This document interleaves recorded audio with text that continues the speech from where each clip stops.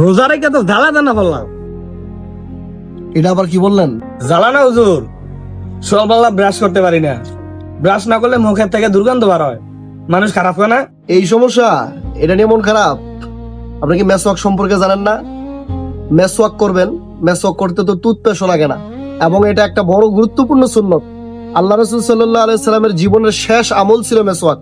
আল্লাহ রাসূল সাল্লাল্লাহু আলাইহি সাল্লাম যখন দুনিয়া থেকে বিদায় নেয়, তখন আম্মাজান আয়েশা রাদিয়াল্লাহু তাআলা আনহার কোলে রাসূলের মাথা ছিল।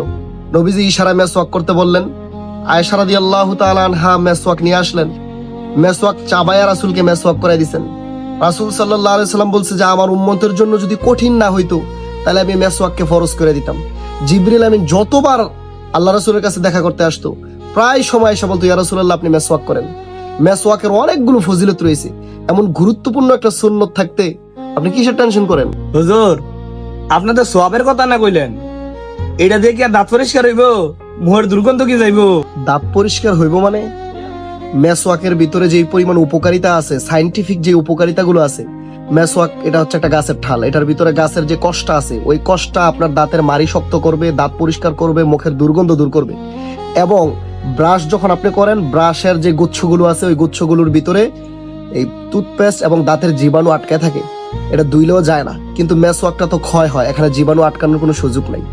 আপনি এটা নিয়ে গুগল করেন, দেখুন বহু উপকারিতা আপনি পাইবেন। আরে হুজুর, এটা না বালা, একের ভিতরে 10। সোয়াবের সোয়াব হইলো, দাঁতও পরিষ্কার হইলো। ভাই, মেসওয়াক আছে নি? ভাই মেসক তো আছে, কোনটা লাগবে, পাকিস্তানিটা না জাইতুনেরটা? দুইটাই দেখান। এই দেখেন কোনটা লাগবে।